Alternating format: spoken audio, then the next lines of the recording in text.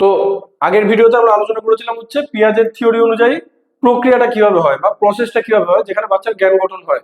Next part অর্থাৎ এই পার্টে আমরা আলোচনা করব যে বাচ্চাকে বয়স অনুযায়ী কতগুলো ধাপে ভাগ করা হলো এবং প্রত্যেক ধাপে বাচ্চা কতটা শিখছে কি শিখছে এই জিনিসগুলো সম্পর্কে আলোচনা করবো। গেল প্রথম যে ধাপ সেটা হচ্ছে বাচ্চা জন্মানোর পর থেকে 2 বছর বয়স অব্দি, বাচ্চা জন্মানোর পর থেকে 2 বছর বয়স অব্দি এই সময়টাকে বলা হয় সেন্সারি মোটর স্টেজ বা সংবেদন সঞ্চালনমূলক স্তর। কি হয় এখানে? এই সেন্সারি মোটর স্টেজ যেটা আছে, এই সেন্সারি মোটর কথাটার মধ্যে দেখো এই ইংলিশে সেন্সারি কথাটা হচ্ছে সেন্স থেকে এসছে। সেন্স মানে হচ্ছে ইন্দ্রিয়, গেল। আর মোটর কথাটার মানে হচ্ছে পেশি। তাহলে এক কথায় এই সেন্সারি মোটর স্টেজ এমন একটা স্টেজ যেখানে বাচ্চা সমস্ত কিছু শুধুমাত্র শুধুমাত্র ইন্দ্রিয় দিয়ে শিখবে বা ইন্দ্রিয় দিয়ে বুঝতে পারবে আর পেশি দিয়ে বুঝতে পারবে। এক্সাম্পল, বাচ্চাকে আমি একটা বল সামনে রাখলাম, বাচ্চাটা ওই বলটা পুরো হাত দিয়ে ধরার চেষ্টা করবে, অর্থাৎ পুরো পেশিটাকে কাজে লাগাবে, গেল তো। আবার বাচ্চাটার পাশে গরম কিছু একটা ছিল, হয়তো হাত লেগে গেছে, হাতটা সরিয়ে নেবে, অর্থাৎ ওর ওই সেন্স ইন্দ্রিয় ওই ওই যে ত্বক কাজ করছে এই পুরো ব্যাপারটা। অর্থাৎ এক কথায় আমি বলতে পারি এই বয়সে যখন বাচ্চা থাকে 0 থেকে 2 বছর বয়সের মধ্যে, তখন বাচ্চার মধ্যে শুধুমাত্র ইন্দ্রিয় কাজ করে আর পেশি কাজ করে। এর বাইরে বাচ্চার মাথা থেকে শুরু করে বিশাল কিছু কাজ করা শুরু করে এমনটা নয়। সবথেকে গুরুত্বপূর্ণ ভূমিকা থাকে ইন্দ্রিয় আর পেশির। এই কারণে এই স্টেজটাকে সেন্সারি মোটর স্টেজ বা সংবেদন সঞ্চালনমূলক স্তর বলা হয়, গেল। বেশ, এইবার আসবো এই স্টেজে বাচ্চার কি কি বৈশিষ্ট্য দেখা যায়। দেখো প্রথম জিনিস এখানে লেখা আছে রিফ্লেক্স অ্যাকশন বা প্রতিবর্ত ক্রিয়া। কি জিনিস রিফ্লেক্স অ্যাকশন? রিফ্লেক্স অ্যাকশন হচ্ছে আমাকে যদি হঠাৎ করে একটা সুচ ফোটায়, আমি যদি মানে অন্যদিকেও তাকিয়ে থাকি, একটা সুচ ফোটালে আমার ব্যথা লাগবে, অটোমেটিক্যালি আমার চোখটা ওইদিকে চলে যাবে। এইটা হচ্ছে আমার রিফ্লেক্স অ্যাকশন। আমার এই হাত এইভাবে আছে, হাতের উপরে এই পেনটা রাখলাম, যে পেনটা রাখলাম, দেখো আমার যদি ইচ্ছা হয় তবে আমি হাতটা বন্ধ করব, তাহলে আমি হাতটা এরকম ভাবেই রেখে দেবো, তাই তো। কিন্তু এই বয়সের বাচ্চাদের ক্ষেত্রে কি হয়, প্রথম দিকে এই বয়সের বাচ্চাদের ক্ষেত্রে কি হয়, বাচ্চার হাতে যদি আমি একটা পেন রাখি, বাচ্চা অটোমেটিক্যালি হাতটা বন্ধ হয়ে যাবে, জানো তো। আমাদের কি হচ্ছে, আমার ইচ্ছা আমি হাত বন্ধ করবো নাহলে করবো না, কিন্তু বাচ্চাদের অটোমেটিক্যালি হাতটা বন্ধ হয়ে যায়। এই যে পেন রাখার সাথে সাথে অটোমেটিক্যালি হাতটা বন্ধ হয়ে গেল, এইটাকে বলা হয় প্রতিবর্ত ক্রিয়া বা রিফ্লেক্স অ্যাকশন। বাচ্চা জন্মের পর প্রথম দিকে মোটামুটি 6 মাস 8 মাস 10 মাস বয়স অব্দি এই রিফ্লেক্স অ্যাকশন ভীষণ ভাবে কাজ করে, মানে হাতে পেন দিলেও না ভেবে আগে এরকম করে ধরে ফেলবে। কিন্তু যত 2 বছরের কাছাকাছি সময় যেতে থাকে, ধীরে ধীরে ধীরে ধীরে যত আস্তে আস্তে একটু বড় হতে থাকে, তত এই রিফ্লেক্স অ্যাকশন আস্তে আস্তে শেষ হয়ে যেতে থাকে। প্রতিবর্তক ক্রিয়া একটা সময় পর গিয়ে 2 বছরের প্রায় প্রান্তে যখন চলে যাবে, তখন আস্তে আস্তে শেষ হয়ে যায়, গেল। বেশ, নেক্সট এইটা একটা বিছানা, এই বিছানায় এইখানে একটা লাল বল রাখা আছে, গেল। বাচ্চা এই জায়গাটায় বসে আছে, বাচ্চা বসে আছে। এইবার পুরো বিছানাটা ফাঁকা, বাচ্চা হামাগুড়ি দিতে শিখে গেছে বা বাচ্চা সামান্য হাঁটতে শিখে গেছে।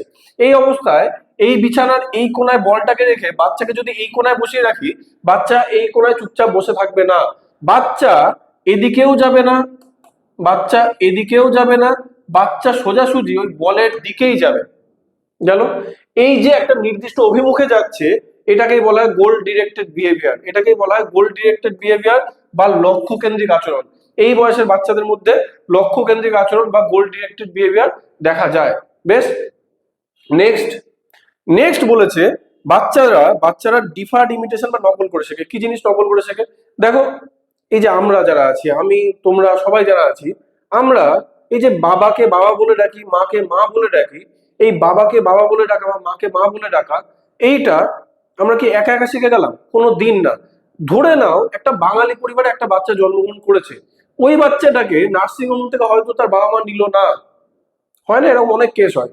সেখানে গিয়ে ওই বাচ্চাটাকে একটা কেরালার ফ্যামিলি নিয়ে গেল, তাহলে কেরালার ফ্যামিলি যে বাচ্চাটাকে নিয়ে গেল, ওই ফ্যামিলিতে যখন বাচ্চাটা বড় হবে, ওই বাচ্চাটা কিন্তু বাবা মা বলা শিখবে না।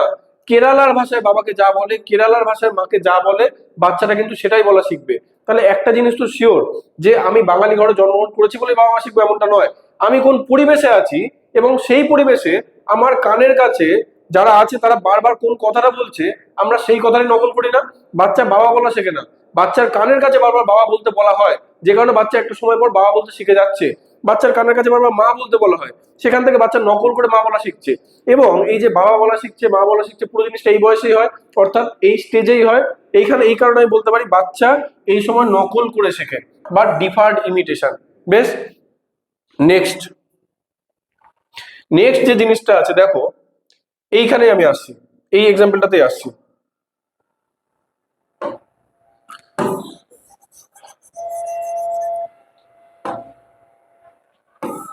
এটা একটা খাট, এই খাটে এখানে বাচ্চাটা বসে আছে, এখানে বাচ্চাটা বসে আছে, আর এইখানে এখানে একটা লাল বল রেখেছি, এখানে একটা লাল বল রেখেছি, গেল। বেশ, বাচ্চাটা এই বলের কাছে যাবে, খুব ভালো কথা, বলটা নিয়ে খেলাধুলা করবে, এইখানে ফেলবে, আবার ওখান থেকে নিয়ে আসবে, ওখান থেকে আনবে, এখান থেকে ফেলবে, এরকম করবে, বাচ্চাটা খেলছে। এবার কি করলাম, আমি এই বলটাকে ওর সামনে থেকে নিয়ে গিয়ে লুকিয়ে দিলাম, গেল। প্রথম অবস্থায়, এই স্টেজের প্রথম অবস্থায় মানে প্রায় 1 বছরের কাছাকাছি সময় অবধি কি হয়, বাচ্চাটার সামনে থেকে বলটাকে আমি যে সরিয়ে নিলাম, বাচ্চাটা ধারণা করে যে তার মানে আর বলটা নেই। বোঝা গেছে? প্রথম দিকে এটা থাকে, প্রথম দিকে কি ধারণা থাকে যে বাচ্চা মনে করে বলটা এখান থেকে চলে গেছে, মানে ওই বলটা আর কোথাও নেই। বেশ, এই জিনিসটা তার মানে বাচ্চার মধ্যে যে বস্তুকে যে সরিয়ে নিলেও বস্তু আছে এই ধারণাটা তৈরি হয় না। কিন্তু যখন আস্তে আস্তে 1 বছর থেকে 1.5 বছর, 1.5 বছর থেকে 2 বছর, মানে মোটামুটি এরকম সময় যখন চলে আসে, তখন কি হয়, তখন বাচ্চার সামনে থেকে যদি আমি বলটাকে, তখন বাচ্চার সামনে থেকে এই বলটাকে যদি সরিয়ে অন্য কোথাও নিয়েও চলে যায়, তাও বাচ্চা ওই বলটাকে খোঁজার চেষ্টা করে। তার কারণ কি? তার কারণ বাচ্চার মধ্যে এই সময়ের শেষ দিকে আসার সাথে সাথে বা শেষ দিকে যাওয়ার সময় অবজেক্ট পার্মানেন্স বা বস্তুর স্থায়িত্ব তৈরি হয়। বস্তুর স্থায়িত্ব কথাটার মানে কি, যে একটা বস্তু আমার সামনে হয়তো নেই, ওটাকে হয়তো অন্য জায়গায় নিয়ে যাওয়া হয়েছে, অন্য জায়গায় নিয়ে যাওয়া হয়েছে মানে বস্তুটাই নেই এমনটা নয়, বস্তুটা আছে কিন্তু হয়তো অন্য কোথাও রাখা আছে। এই কনসেপ্টটাকে বলা হয় অবজেক্ট পার্মানেন্স বা বস্তুর স্থায়িত্ব। তাহলে এই স্টেজে মোটামুটি 2 বছরের কাছাকাছি যেতে যেতে বাচ্চার মধ্যে অবজেক্ট পার্মানেন্স বা বস্তুর স্থায়িত্ব গঠন হয়ে যায়। বেশ, যাব পরের স্টেজে। নেক্সট হচ্ছে 2 থেকে 7 বছর বয়সের বাচ্চা। 2 থেকে 7 বছর বয়সের বাচ্চাদের যে স্টেজে রাখা হয় সেই স্টেজটার নাম হচ্ছে প্রি অপারেশনাল স্টেজ বা প্রাক সক্রিয়তা স্তর। কি হয় এই প্রাক সক্রিয়তা স্তরে? এই প্রাক সক্রিয়তা স্তরে যে বাচ্চাগুলো আছে তাদের মধ্যে এই বৈশিষ্ট্যগুলো দেখা যায়।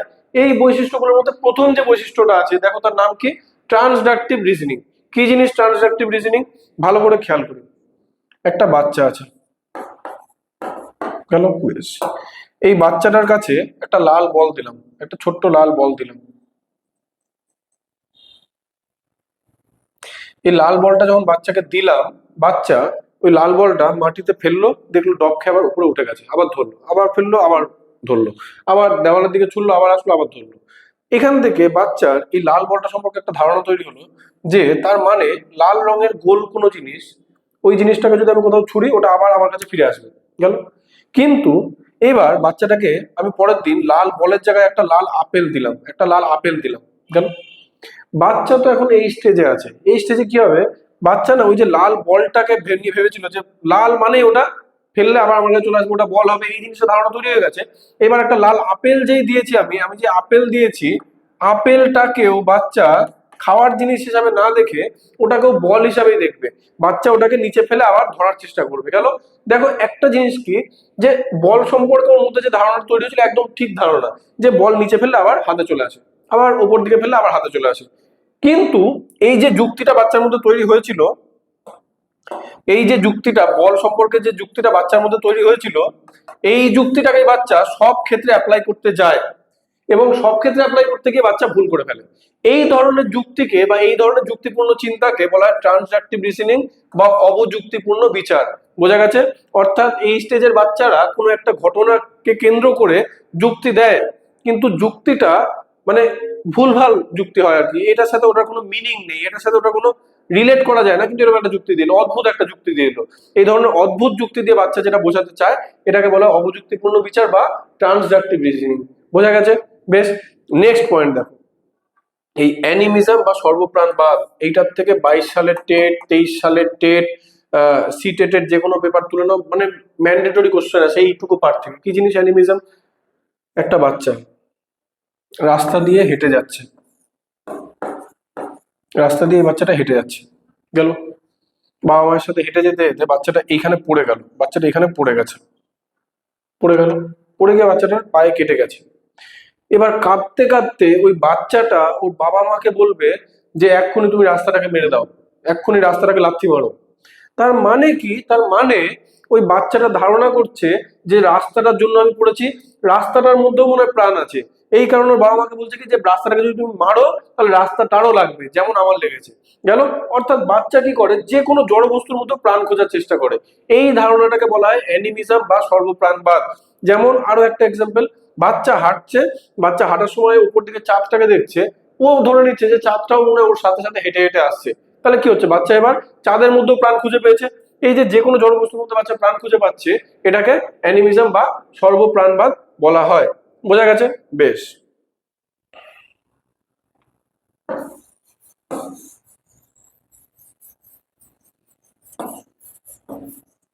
নেক্সট জিনিস দেখো, এইখানে বাচ্চাটার বাড়ি, এখানে বাচ্চাটার বাড়ি, বেশ, এইখানে বাচ্চাটার স্কুল।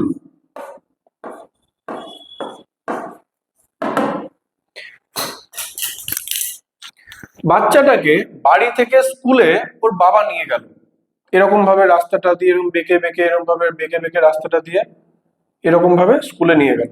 গেল, প্রথম দিন এই রাস্তা দিয়ে এরকম এরকম করে নিয়ে গেল বাচ্চাটাকে। পরের দিন আবার বাচ্চাটাকে এরকম করে নিয়ে গেল, নিয়ে আসছে, নিয়ে গেল, নিয়ে আসছে, এরকম করে যাচ্ছে।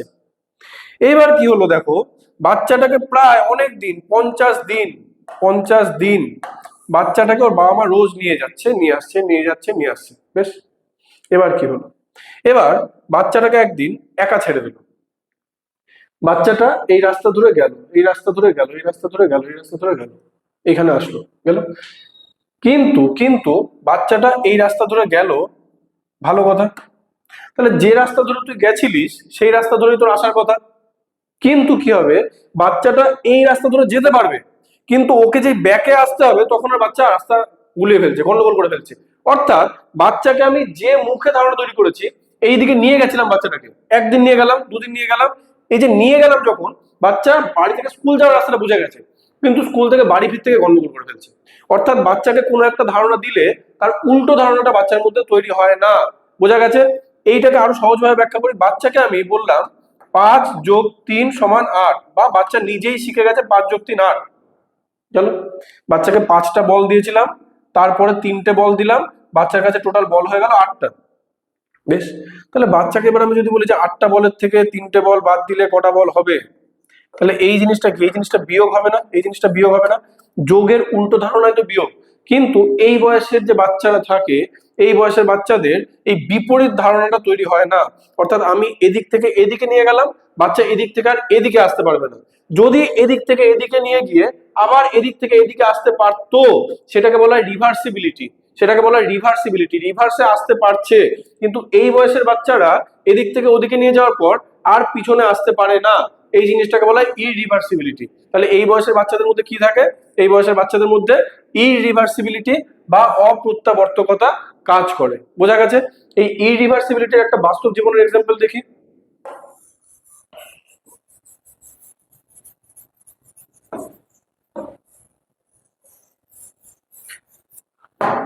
তাহলে এই ইরিভার্সিবিলিটি বুঝতে হলে আমার দুটো জিনিস বুঝতে হবে, rivers are E reverse. Reverse মানে যে ব্যাকে চলে আসে, ই রিভার্স মানে যে ব্যাকে আসতে পারে না।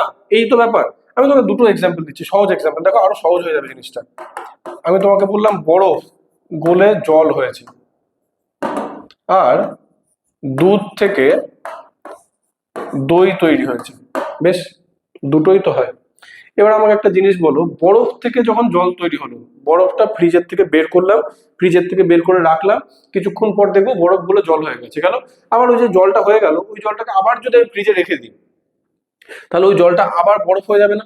তার মানে বরফ থেকে জল হলো, জলটা আবার বরফে আসতে পারে না, অর্থাৎ রিভার্সে আসতে পারে। এই তার মানে এই ক্ষেত্রে রিভার্সিবিলিটি কাজ করছে। কিন্তু দুধ থেকে যদি একবার দই হয়ে যায়, দই থেকে আর দুধ হয় না, অর্থাৎ এই ক্ষেত্রে ইরিভার্সিবিলিটি কাজ করছে, মানে একবার ওদিকে চলে গেলে আর এদিকে আসতে পারছে না। একই জিনিস এই বয়সের বাচ্চাদের একটা কিছু এই দিকে যদি আমি নিয়ে যাই বা এই বরাবর শেখাই, বাচ্চা উল্টো দিকে সেই একই কাজটা আর করতে পারে না।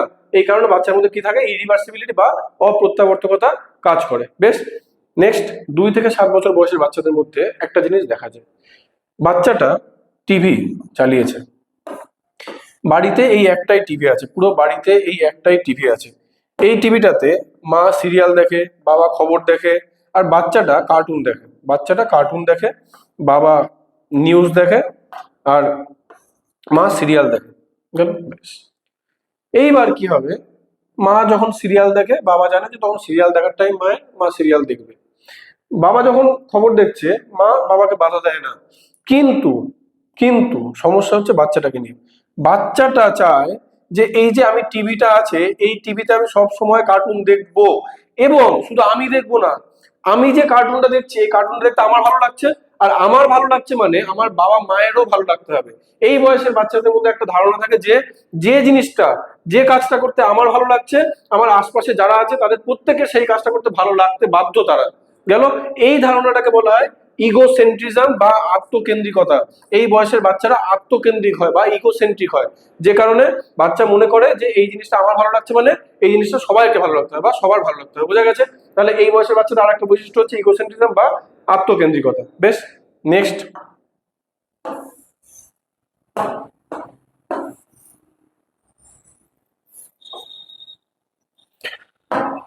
নেক্সট হচ্ছে সেন্ট্রেশন। সেন্ট্রেশন কথাটার মধ্যে দেখো কেন্দ্রীকরণ কথাটা আছে, সেন্ট্রেশন কথাটার মধ্যে কেন্দ্রীকরণ কথাটা আছে। এই কেন্দ্রীকরণ কথাটার মানে হচ্ছে এক কেন্দ্রিক চিন্তা করা। কিভাবে হয় সহজভাবে বুঝিয়ে দিই। একটা এরকম পাত্র নিলাম, এরকম পাত্রের মধ্যে আমি জল রাখলাম। বেশ, এই পাত্রের মধ্যে আমি জল রাখলাম। এইবার কি করলাম, একটা পাত্র নিলাম লম্বা, এই পাত্রের মধ্যে এই জলটাকে আমি ঢেলে দিলাম, ঢেলে দিয়ে জলটা এতটা আসলো। বেশ, খুব ভালো কথা। এইবার আমি বাচ্চাকে, এইটা এই বয়সের বাচ্চাকে এইটা আর এইটা দেখিয়ে বললাম বলতো কোনটার মধ্যে জল বেশি আছে। বাচ্চার সামনে কিন্তু আমি এইটার থেকে এটার মধ্যে জল ঢেলেছি, তাহলে আমাদের সামনে হলো কি হতো, আমাদের সামনে হলো এই জলটাই তো এখানে ঢেলেছি, তাহলে একই পরিমাণ জল আছে। কিন্তু বাচ্চা কি করে, বাচ্চার মধ্যে না এই এত কিছু মাথায় নেই। বাচ্চা জানে যে যেটার হাইট বেশি সেটার মধ্যেই জল আছে বেশি, যে কারণে বাচ্চা একবার দেখেই বলে দেবে যে এই পাত্রটার মধ্যেই জল বেশি আছে, এই পাত্রটার মধ্যেই জল বেশি আছে। এর কারণ কি, বাচ্চা শুধুমাত্র এক কেন্দ্রিক চিন্তা করছে। কোন এক কেন্দ্রিক চিন্তা করছে, বাচ্চা একটা জিনিসকে কেন্দ্র করে চিন্তা করছে যে শুধুমাত্র দৈর্ঘ্য। একটা জিনিস কি, এই ক্ষেত্রে দৈর্ঘ্য যেমন বেড়েছে, প্রস্থ তো আবার কমে গেছে, তাহলে টোটাল জিনিসটা তো একই আছে। কিন্তু বাচ্চার মধ্যে কি কাজ করে, সেন্ট্রেশন বা কেন্দ্রীকরণ, অর্থাৎ এক কেন্দ্রিক চিন্তা কাজ করে। এই কারণে বাচ্চা দেখছে দৈর্ঘ্য বেড়েছে মানে জলের মধ্যে বেশি আছে। বোঝা গেছে? তাহলে এই বয়সের বাচ্চাদের আর একটা বৈশিষ্ট্য হচ্ছে সেন্ট্রেশন। সেন্ট্রেশন মানে কি, বাচ্চা একটা জিনিসকে কেন্দ্র করে চিন্তা করে, এটাকে বলা হয় সেন্ট্রেশন। এই সেন্ট্রেশনটা কথাটাকে দেখো, এখানে অবলিক দিয়ে লেখা আছে ল্যাক অফ কনজারভেশন। তাহলে ল্যাক অফ কনজারভেশন আমাকে বুঝতে হলে আমাকে কনজারভেশন বুঝতে হবে। কনজারভেশন মানে কি, সংরক্ষণ, আর ল্যাক মানে অভাব। তাহলে কনজারভেশন বুঝে গেলেই আমি বুঝে যাবো যে বাচ্চার মধ্যে তাহলে কনজারভেশনের অভাব আছে। এই তো ব্যাপার। কি জিনিস কনজারভেশন? কনজারভেশন বা সংরক্ষণ, কনজারভেশন বা সংরক্ষণের ধারণা হচ্ছে বাচ্চা, এখানে দেখো এর আকার একরকম ছিল, এর আকার আবার চেঞ্জ হয়ে গেছে না, গেল? এর আকার আলাদা আলাদা, এর আকার একরকম, এর আকার একরকম, গেল? কিন্তু আকার চেঞ্জ হলেও ওর মধ্যে যে জিনিসটা আছে তার পরিমাণ একই না, তাই তো? কিন্তু এই বয়সের বাচ্চাদের মধ্যে কি হয়, এই ধারণাটা থাকে না যে আকার পরিবর্তন হলেও ওর মধ্যে একই পরিমাণ জিনিস থাকতে পারে। যদি বাচ্চার মধ্যে এই ধারণা থাকতো যে আকার পরিবর্তন হলেও একই পরিমাণ জিনিস থাকতে পারে, যেটা আমাদের তোমাদের মধ্যে আছে, সেটাকে বলা হয় কনজারভেশন বা সংরক্ষণ। কিন্তু বাচ্চাদের মধ্যে যেহেতু এই ধারণাটা তৈরি হয় না, এই কারণে এই বয়সের মধ্যে কি থাকে, এই বয়সের বাচ্চাদের মধ্যে কি থাকে, ল্যাক অফ কনজারভেশন বা সংরক্ষণের অভাব, যে কারণে বাচ্চা আকার পরিবর্তন হলেও একই জিনিস আছে এটা বাচ্চা বুঝতে পারে। বেশ, যাবো পরের স্টেজে। নেক্সট হচ্ছে কংক্রিট অপারেশনাল স্টেজ বা মুক্ত সক্রিয়তার স্তর। এই জিনিসটা দেখা যায় হচ্ছে 7 থেকে 11 বছর বয়সের বাচ্চাদের মধ্যে। এবার তুমি যদি 7 থেকে 11 বছরটাকে ক্লাসে ফেলো, যে কোন ক্লাসে পড়ছে বাচ্চাটা, তাহলে তোমার পুরো জিনিসটা ক্যালকুলেশন করতে একটু সুবিধা হয়ে যাবে। ক্লাস 7 মানে দেখো আমি 6 যদি মাইনাস করি, তাহলে মোটামুটি ক্লাস 1 2 এ আছে, আমি 2 এই ধরে নিচ্ছি, বাচ্চা ক্লাস 2 এ আছে। 11 মানে আমি যদি মাইনাস করি তাহলে মোটামুটি 5 6 এ আছে। তার মানে এই বয়সের যে বাচ্চারা, এরা মোটামুটি ক্লাস 2 থেকে ক্লাস 6 এর মধ্যে এই সময় আছে। গেল। তার মানে ওই প্রাইমারি স্কুল আর হাই স্কুলে উঠবে বা হাই স্কুলে উঠেছে এরকম একটা সময়ে বাচ্চা এই জায়গাটা আছে। গেল।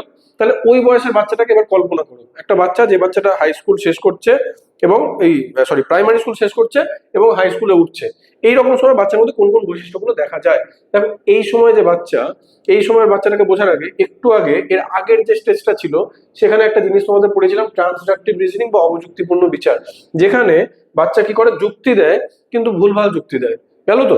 কিন্তু বাচ্চা মোটামুটি এই সময় যখন চলে আসে তখন বাচ্চা যুক্তিটা ঠিকঠাক দেয় এবং আমরা প্রত্যেকে কোনো না কোনো জিনিস নিয়ে চিন্তা করি বা থিঙ্কিং করি।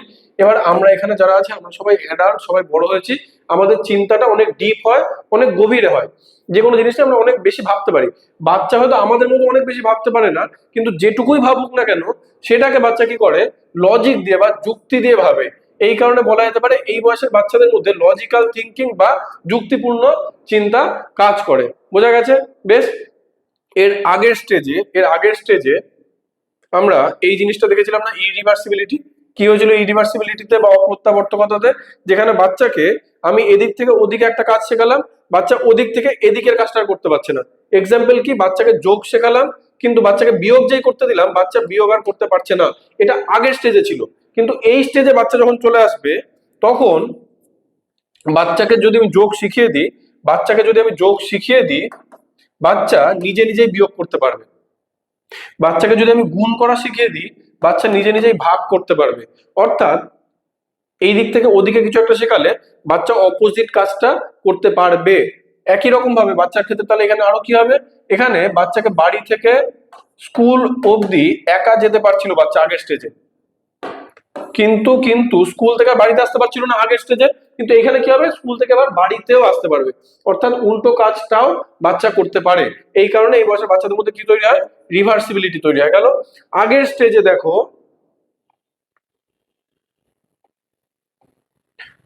আগের স্টেজে তোমরা এখানে সেন্ট্রেশন, ল্যাক অফ কনজারভেশন সবকিছু বুঝিয়ে দিয়েছিলাম না?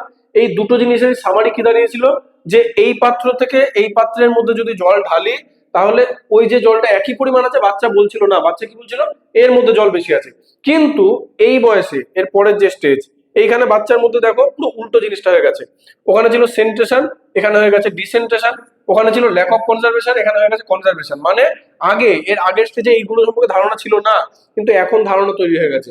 এই বয়সে এসে বাচ্চাকে আমি এবার কি করলাম, এই পাত্র থেকে জল নিয়ে এই পাত্রের মধ্যে ঢেলে দিলাম, এই পাত্রের মধ্যে ঢেলে দিলাম। বাচ্চা এইবার এই জিনিসটা দেখে বুঝবে যে এই পাত্রটার দৈর্ঘ্য যেমন বেড়েছে প্রস্থ তো কমেছে। গেল। অর্থাৎ এই পাত্রটা আর এই পাত্রটার মধ্যে যে জলটা আছে সমান পরিমাণ জল আছে। অর্থাৎ বাচ্চার মধ্যে এবার কি হলো, বাচ্চার মধ্যে ডিসেন্ট্রেশন, মানে বাচ্চার এক কেন্দ্রিক চিন্তা করে না, বাচ্চা বিভিন্ন দিকে বিভিন্ন কেন্দ্র করে বিভিন্ন জিনিসকে কেন্দ্র করে চিন্তা করতে পারে। আগে বাচ্চা শুধু দৈর্ঘ্য নিয়ে চিন্তা করছিল, এখন দৈর্ঘ্য প্রস্থ আয়তন টোটাল জিনিসটা নিয়ে আলোচনা করছে। বাচ্চার মধ্যে এর আগের স্টেজে কি ছিল, ল্যাক অফ কনজারভেশন, সংরক্ষণের অভাব। মানে এর আগের স্টেজে বাচ্চা আকার পরিবর্তন হলেও যে একই পরিমাণ জিনিস থাকতে পারে সেটা বুঝতে পারছিল না, কিন্তু এইবার বুঝতে পারবে যে আকার পরিবর্তন হলেও ওর মধ্যে একই পরিমাণ জিনিস থাকতে পারে। বোঝা গেছে? অর্থাৎ বাচ্চার মধ্যে কনজারভেশন এবং ডিসেন্ট্রেশন তৈরি হয়ে গেছে। বেশ। নেক্সট নেক্সট হচ্ছে ঘরে এখানে লাইট ছিল একটা লাগানো, এখানে একটা লাইট লাগানো ছিল, লাইটটা জ্বলতো। হঠাৎ করে একদিন এই লাইটটা বন্ধ হয়ে গেল, কিন্তু ঘরে বাকি ফ্যান ট্যান যেগুলো ছিল সেগুলো সব চলছে, ফ্যান চলছে, বাকি কোনো ইলেকট্রিকের আরো কোনো মেশিন আছে, কম্পিউটার, ল্যাপটপ সবকিছু চলছে, কিন্তু লাইটটা জ্বলছে না। তাহলে এই যে লাইটটা জ্বলছে না এটা একটা ফলাফল, যে লাইটটা জ্বলছে না। তখন কি করবে বাচ্চা, এই ফলাফলটার একটা কারণ খোঁজার চেষ্টা করবে। বাচ্চা তখন দেখবে কি লাইটটা জ্বলছে না, তার মানে মনে হয় লাইটটা কেটে গেছে। গেল। তাহলে ওই যে একটা ফলাফল পেলো, বাচ্চা ওই ফলাফলটা একটা কারণ খুঁজে বের করতে পারে, হতে পারে সেই কারণটা ভুল, হতে পারে সেই কারণটা ঠিক, কিন্তু বাচ্চা যে কোনো ফলাফল দেখলে তার একটা কারণ খোঁজার চেষ্টা করে। অর্থাৎ বলা যেতে পারে এই বয়সের বাচ্চাদের মধ্যে কজ অ্যান্ড এফেক্ট বা কারণ ও ফলাফল এই জিনিসটা তৈরি হয়ে যায়। বোঝা গেছে? বেশ। নেক্সট নেক্সট কি হয়,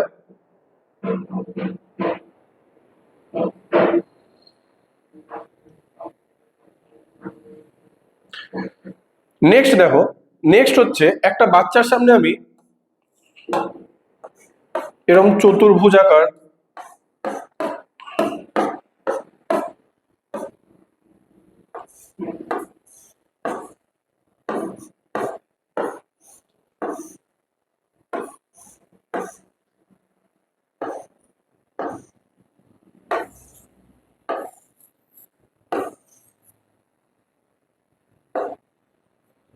গেল, বেশ, এক সেকেন্ড।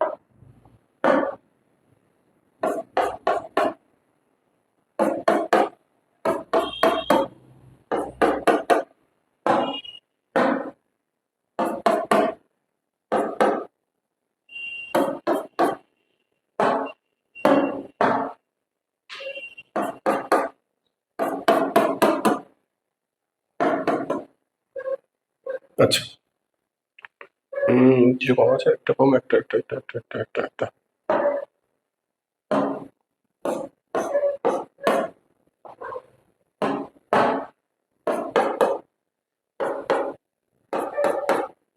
আচ্ছা, বাচ্চার সামনে আমি কতগুলো এরকম শেপ রেখে দিলাম, বাচ্চার সামনে আমি এরকম কতগুলো শেপ রেখে দিলাম। এই শেপ গুলো রেখে দিয়ে বাচ্চাকে প্রথমে প্রথমে আমি বললাম বাচ্চাকে যে যতগুলো স্কোয়ার আছে সেই স্কোয়ার গুলোকে তুই এক জায়গায় নিয়ে এসে রাখ, এক জায়গায় স্কোয়ার গুলোকে নিয়ে এনে রাখ। বাচ্চা এই স্কোয়ারটাকে, এই স্কোয়ারটাকে, এই স্কোয়ারটাকে, এই স্কোয়ারটাকে, চারটে চতুর্ভুজ আছে, ওই চারটে চতুর্ভুজকে এক জায়গায় তুলে এনে রেখে দিল। গেল, ওই চারটে চতুর্ভুজকে, সরি স্কোয়ার মানে চতুর্ভুজ আমি বললাম, চারটে চতুর্ভুজকে এক জায়গায় তুলে এনে রাখ। বাচ্চা কি করলো, চারটে চতুর্ভুজকে এক জায়গায় তুলে এনে রেখে দিল। বেশ, বাচ্চাকে বললাম চারটে ত্রিভুজ দেখ কোথায় কোথায় আছে, চারটে ত্রিভুজকে বাচ্চা এক জায়গায় তুলে এনে রেখে দিল। চারটে বৃত্ত কোথায় কোথায় আছে, চারটে বৃত্তকে বাচ্চা আলাদা আলাদা তুলে এনে রেখে দিল। গেল, বেশ, তাহলে প্রথমে কি করলো বাচ্চা, প্রথমে বাচ্চা এই জিনিসগুলোকে শেপ বা আকারের ভিত্তিতে সাজালো। বেশ ভালো কথা, শেপ বা আকারের ভিত্তিতে সাজালো। এইবার বাচ্চাকে আমি বললাম যে এইখানে এই যে শেপ গুলো রাখা আছে এর মধ্যে যেগুলো সবুজ সেইগুলোকে এক জায়গায় তুলে এনে রাখ।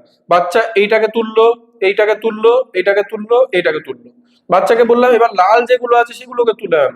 বাচ্চা এটা তুললো, এটা তুললো, এটা তুললো। গেল, অর্থাৎ আমি এক কথায় বলতে পারি এই যে জিনিসগুলো মিক্স করে বাচ্চাকে দেওয়া আছে এইগুলো দুটো বৈশিষ্ট্যের ভিত্তিতে বাচ্চার সামনে সাজানো আছে, এক হচ্ছে আকারের ভিত্তিতে, আবার এক হচ্ছে রঙের ভিত্তিতে। এই বয়সের বাচ্চারা এই জিনিসগুলোকে আকারের ভিত্তিতেও আলাদা করে রাখতে পারে, আবার ওই একই জিনিসগুলোকে রঙের ভিত্তিতেও আলাদা করে রাখতে পারে, অর্থাৎ শ্রেণীতে শ্রেণীতে আলাদা করে বা ক্লাসিফিকেশন করতে পারে। অর্থাৎ এই বয়সের বাচ্চাদের মধ্যে ক্লাসিফিকেশন বা শ্রেণীকরণের ধারণা তৈরি হয়ে যায়। বোঝা গেছে? বেশ, নেক্সট নেক্সট হচ্ছে সেরিয়েশন। সেরিয়েশন বা ক্রমপর্যায় কি জিনিস, বাচ্চার সামনে এইখানে একটা জিনিস রাখলাম, এখানে একটা জিনিস রাখলাম, এখানে একটা জিনিস রাখলাম, এখানে একটা এখানে একটা জিনিস রাখলাম, এক সেকেন্ড। বেশ, এখানে আরেকটা রাখলাম, এরকম করে কতগুলো লাঠির টুকরো রাখলাম বাচ্চার সামনে। এইবার কি হবে, বাচ্চাকে এই এলোমেলো করে লাঠির টুকরো গুলো দিয়ে বাচ্চাকে বললাম এইগুলোকে তুই ছোট থেকে বড়তে সাজাতে পারবি, বা তুই বড় থেকে ছোটতে সাজাতে পারবি। বাচ্চা নিজে নিজে নিজে নিজে কারোর সাহায্য না নিয়ে এইটাকে সবার আগে রাখলো, এইটাকে সবার আগে রাখলো। গেল, তারপরে এইটাকে রাখলো, তারপরে এইটাকে রাখলো, তারপরে এইটাকে রাখলো, তারপরে এইটাকে রাখলো। তাহলে কি হলো, একদম ছোট থেকে বড় অনুযায়ী সাজিয়ে দিল। একদম প্রথমে ছোটটা, তারপরে একটু বড়টা রাখলো, তারপরে একটু বড়টা রাখলো, তারপর একটু বড়টা রাখলো। অর্থাৎ ছোট থেকে বড় অনুযায়ী বাচ্চা সাজাতে পারে এই বয়সে। এই যে ছোট থেকে বড়তে সাজানো, বা আমি উল্টোটা বললাম যে বড় থেকে ছোটতে সাজা, এই ছোট থেকে বড় বা বড় থেকে ছোটতে সাজানোর যে ধারণা এটাকেই বলা হয় সেরিয়েশন বা ক্রমপর্যায়। এই বয়সের বাচ্চাদের মধ্যে সেরিয়েশন বা ক্রমপর্যায়ের ধারণা তৈরি হয়ে যায়। বোঝা গেছে? বেশ, নেক্সট।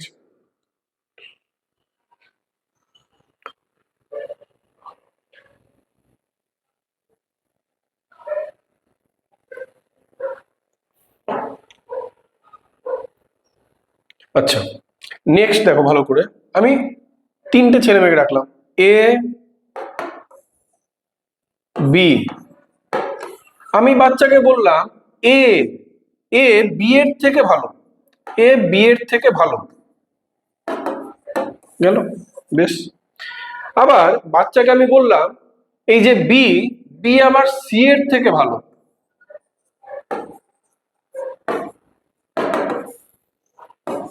গেল, তাহলে বাচ্চাকে আলাদা আলাদা দুটো ঘটনা বললাম, একটা হচ্ছে এ বি এর থেকে ভালো, বি আবার সি এর থেকে ভালো। এই ক্ষেত্রে বাচ্চা কি করবে, তার মানে বাচ্চা বুঝলো যে সি এর থেকে বি ভালো, বি এর থেকে এ ভালো। তাহলে বি যদি মাঝখানে নাও থাকে তাহলে ডাইরেক্ট বলা যেতে পারে না যে সি এর থেকে এ অনেক ভালো।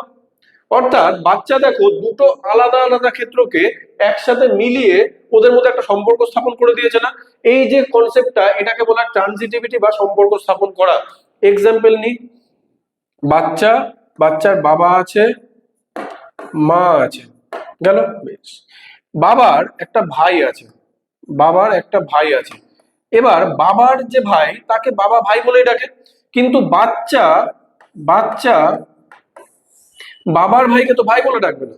বাচ্চা কি দেখবে যে ইনি আমার বাবা হন আর ইনি বাবার ভাই হন।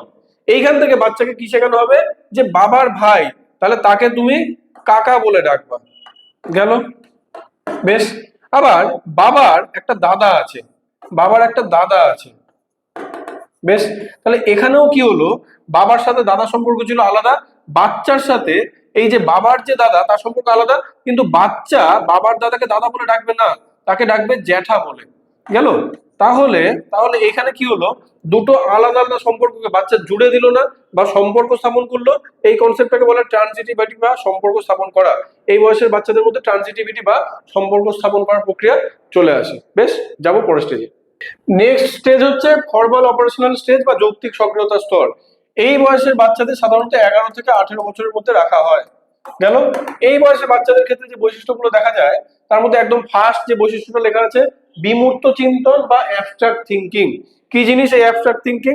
আমাকে বুঝতে হলে প্রথমে দুটো জিনিস বুঝতে হবে, একটা হচ্ছে মূর্ত, একটা হচ্ছে বিমূর্ত। বেশ, কি জিনিস মূর্ত, কি জিনিস বিমূর্ত? এই মূর্ত কথাটা এসছে মূর্তি থেকে। এবার আমরা ঠাকুরের মূর্তির কথা জানি না, অর্থাৎ এক কথায় বলতে পারি ঠাকুরের মূর্তি মানে কি, যেটা আমার চোখের সামনে আছে, গেল। যখন বাচ্চা কোনো একটা জিনিসকে চোখের সামনে দেখে কল্পনা করে সেটাকে বলা হয় মূর্ত। আর কোনো একটা জিনিস যেটা চোখের সামনে নেই কিন্তু বাচ্চা কল্পনা করতে পারছে সেটাকে বলা হয় বিমূর্ত। কিরকম এক্সাম্পল? ধরো আমি তোমাদেরকে বললাম যে এই যখন আমার ক্লাস তোমরা দেখছো তখন আমি বললাম এই নামটা, মহেন্দ্র সিং ধোনির নাম বললাম। এখন ধোনি তো তোমাদের চোখের সামনে নেই, তোমাদের এই ভিডিওতেও ধোনি কোথাও নেই, কিন্তু তোমাকে আমি যে মহেন্দ্র সিং ধোনির কথা বললাম তোমাদের মুখে, তোমাদের মাথার মধ্যে ধোনির যে ইমাজিনেশন, ধোনি এরকম দেখতে ছিল বা ধোনির এই গুণ ছিল, অটোমেটিক্যালি মাথার মধ্যে চলে আসছে না? কিন্তু দেখো ধোনি তোমাদের সামনে নেই। এই বয়সের বাচ্চারা কি হয়, চোখের সামনে কোনো একটা জিনিস নেই কিন্তু তা সত্ত্বেও ওই জিনিসটাকে নিয়ে কল্পনা করতে পারে। গেল, আমাদের দেশের প্রধানমন্ত্রী নরেন্দ্র মোদী। এখন নরেন্দ্র মোদী আমার সামনেও নেই, আমার সামনে কোনো ছবিতেও নেই, কিন্তু আমার সামনে যদি নরেন্দ্র মোদীর নামও নেয় আমার অটোমেটিক্যালি ওনার মাথা, উনার যে দেখতে কেমন, মানুষটা কেমন, না কি, সমস্ত কিছু চলে আসবে।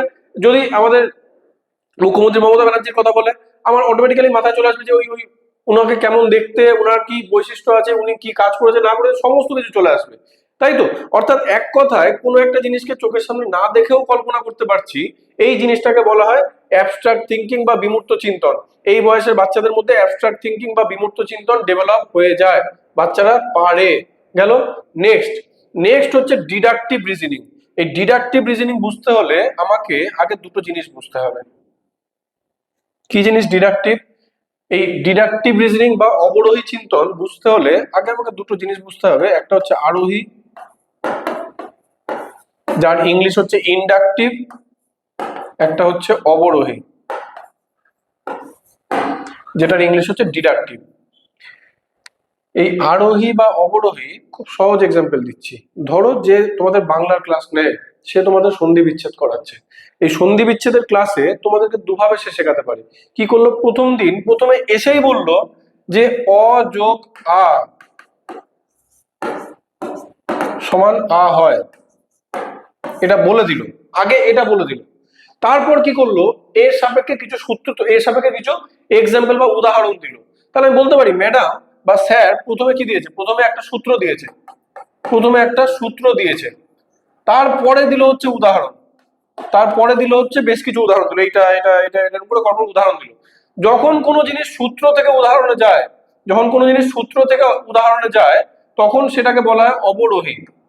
যখন কোনো জিনিস সূত্র থেকে উদাহরণে যায় তখন সেটাকে বলা হয় অবরোহী। আর এবার কি করলো ম্যাডাম, অযোগ আ সমান আ না বলে প্রথমে কিছু উদাহরণ দিল, এটা সমান এটা যোগ এটা, এটা যোগ এটা, জুড়তে দিল তোমাদেরকে। তাহলে প্রথমে যদি জুড়তে দেয় তার মানে প্রথমে তোমাদেরকে কি করতে দিল, প্রথমে জুড়তে দিয়েছে মানে প্রথমে তোমাদেরকে উদাহরণ দিয়ে দিয়েছে। বেশ, এইবার তুমি না 4-5খানা উদাহরণকে জুড়লা, যখন তুমি দেখলে 4-5টার মধ্যে একটা কমন জিনিস আসছে। কি কমন জিনিস? যে প্রত্যেকটাতে অ যোগ আ জুড়ে দিয়ে আ আসছে। তাহলে তুমি উদাহরণ থেকে সূত্র তৈরি করলা না? তাহলে তুমি কি করলা? উদাহরণ থেকে সূত্র তৈরি করলা। যখন উদাহরণ থেকে বাচ্চা সূত্র তৈরি করে সেই পদ্ধতিকে বলা হয় আরোহী পদ্ধতি। বোঝা গেছে? তাহলে উদাহরণ থেকে সূত্র হচ্ছে আরোহী, আর সূত্র থেকে উদাহরণ হচ্ছে অবরোহী। এইবার তোমাকে আরো দুটো বাংলা টার্ম ইউজ করছি, একটা হচ্ছে বিশেষ, একটা হচ্ছে সাধারণ। বিশেষ আর সাধারণের মধ্যে কি? বিশেষ মানে একটা নির্দিষ্ট কোনো কিছু, আর সাধারণ মানে যেটা সবার ক্ষেত্রে প্রযোজ্য। গেল তো? তাহলে এইখানে ওই বিশেষ সাধারণ কনসেপ্টটা আসতে পারে। ছেড়ে দাও বিশেষ সাধারণ কনসেপ্ট, আমার আরো ঝামেলা হয়ে যাবে, আমার দরকার নেই। আমি এইখানে এইটুকু দিয়ে বুঝি যে উদাহরণ থেকে সূত্র, সূত্র থেকে উদাহরণ। এই বয়সের বাচ্চাদের মধ্যে কি থাকে? এই বয়সের বাচ্চাদের মধ্যে ডিডাকটিভ রিজনিং থাকে, মানে অবরোহী চিন্তন থাকে। তার মানে বাচ্চা একটা নির্দিষ্ট জিনিস, কোনো একটা জিনিস সম্পর্কে একটা সূত্র তৈরি করে বা একটা ধারণা তৈরি করে, এবং সব পরিস্থিতিতে ওইটাকে উদাহরণ হিসাবে কাজে লাগায়। কিরকম ভাবে কাজে লাগায়? এক্সাম্পল, আমি আমি বাচ্চাকে বললাম ত্রিভুজের 3টে কোণের সমষ্টি 180 ডিগ্রি। বাচ্চাকে বললাম ত্রিভুজের 3টে কোণের সমষ্টি 180 ডিগ্রি। তাহলে এই যে প্রথমেই আমি বলে দিলাম ত্রিভুজের 3টে কোণের সমষ্টি 180 ডিগ্রি, তার মানে বাচ্চাকে প্রথমে সূত্র বলে দিলাম না? দিলাম তো সূত্র বলে প্রথমে। বেশ, এইবার কি হবে? বাচ্চাকে আমি একটা ত্রিভুজ দিলাম, এরকম একটা ত্রিভুজ দিলাম। এই ত্রিভুজটা দিয়ে বাচ্চাকে বললাম যে ত্রিভুজটায় এই যে কোণটা আছে, এই কোণটা 65 ডিগ্রি, এই যে কোণটা আছে এটা 55 ডিগ্রি। গেল? তাহলে এই কোণটার মান কত হবে? বাচ্চা কি জানে? বাচ্চা জানে সূত্র। কি সূত্র জানে? যে 3টে কোণের সমষ্টি হবে 180 ডিগ্রি। এইবার বাচ্চা কি দেখলো? যে এইটা 65 ডিগ্রি। বাচ্চা দেখলো, সরি, এইটা 65 ডিগ্রি, এইটা 55 ডিগ্রি। এই দুটো মিলে দুটো কোণ হচ্ছে, কিন্তু আরো একটা কোণ পড়ে আছে। 3টে কোণের সমষ্টি 180 ডিগ্রি বাচ্চা জানে, তার মধ্যে দুটো কোণের সমষ্টিকে বাদ দিয়ে দিল, পড়ে থাকলো 60 ডিগ্রি। তাহলে বাচ্চা কি করলো? আর একটা কোণের মান হবে 60 ডিগ্রি, এটা বাচ্চা বের করে ফেললো। বোঝাতে পেরেছি? তাহলে কি করলো? বাচ্চা সূত্র থেকে উদাহরণ করলো, অর্থাৎ বাচ্চার মধ্যে এই সময় কি আসে? এই সময় বাচ্চার মধ্যে ডিডাকটিভ রিজনিং আসে। বাচ্চা সূত্র থেকে উদাহরণ তৈরি করতে পারে। আরো একটা এক্সাম্পল নিই। বাচ্চাকে আমি বললাম যে সমস্ত ধাতু, যারাই ধাতু হয় তারাই বিদ্যুতের সুপরিবাহী হয়, মানে ধাতুর মধ্যে যদি আমি কারেন্ট দিই তাহলে ওই কারেন্টটা ওর মধ্যে দিয়ে যেতে পারবে। বাচ্চাকে এটা বলে দিলাম। এবার বাচ্চার সামনে আমি একটা লোহার টুকরো আনলাম। লোহার টুকরোটা যখন আমি আনলাম তখন বাচ্চা কি করলো? বাচ্চা কি জানে? যে ধাতু হচ্ছে বিদ্যুতের সুপরিবাহী। তাহলে ধাতু হচ্ছে বিদ্যুতের সুপরিবাহী, এটা বাচ্চার কাছে একটা সূত্র। এবার ওই লোহাটা দিলাম, লোহাও একটা ধাতু, তাহলে লোহাটা এখানে উদাহরণ হিসাবে বাচ্চার কাছে আসছে। বাচ্চা এবার ওই লোহাটাকে যেই দেখবে তখনই বাচ্চার মধ্যে কি চলে আসবে? যে ধাতু বিদ্যুতের সুপরিবাহী, আর লোহাটা যেহেতু ধাতু তার মানে লোহাটাও বিদ্যুতের সুপরিবাহী। তাহলে এখানেও কি হলো? সূত্র থেকে উদাহরণ আসলো। অর্থাৎ এই বয়সের বাচ্চাদের মধ্যে কি থাকে? তাহলে ডিডাকটিভ রিজনিং বা অবরোহী চিন্তন কাজ করে। বোঝা গেছে? বেশ, নেক্সট।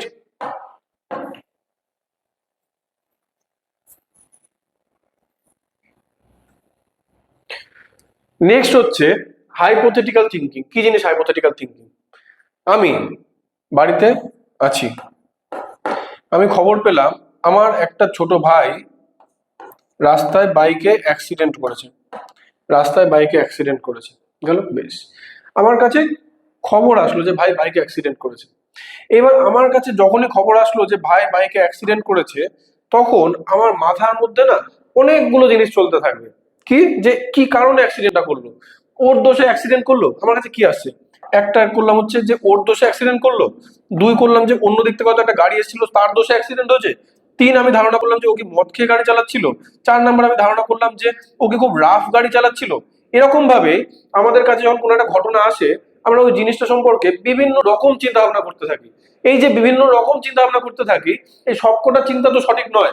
এর মধ্যে যে কোনো একটা চিন্তা হয়তো সঠিক, বাকি সবকটা একটা ভুল চিন্তা করছিলাম না। অর্থাৎ এক কথায় আমরা কাল্পনিক ভাবে চিন্তা করছিলাম। এইটাকে বলা হয় হাইপোথেটিক্যাল থিঙ্কিং। এই বয়সের বাচ্চারা একটা নির্দিষ্ট জিনিসকে নিয়ে বিভিন্ন ভাবে চিন্তা করতে শিখে যায়। এই কারণে এই বয়সের বাচ্চাদের মধ্যে কি থাকে? হাইপোথেটিক্যাল থিঙ্কিং বা কাল্পনিক চিন্তন কাজ করে। বোঝা গেছে? বেশ, নেক্সট, এই ডিডাকটিভ রিজনিং আর হাইপোথেটিক্যাল রিজনিং থিঙ্কিং, এই দুটোকে জুড়ে হচ্ছে হাইপোথেটিকো ডিডাকটিভ থিঙ্কিং। বেশ,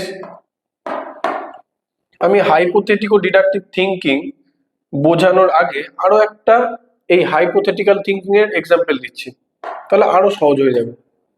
এলাকায় একটা খুন হয়েছে, এলাকায় একটা খুন হওয়ার পর ওইখানে পুলিশ তদন্তে আসলো।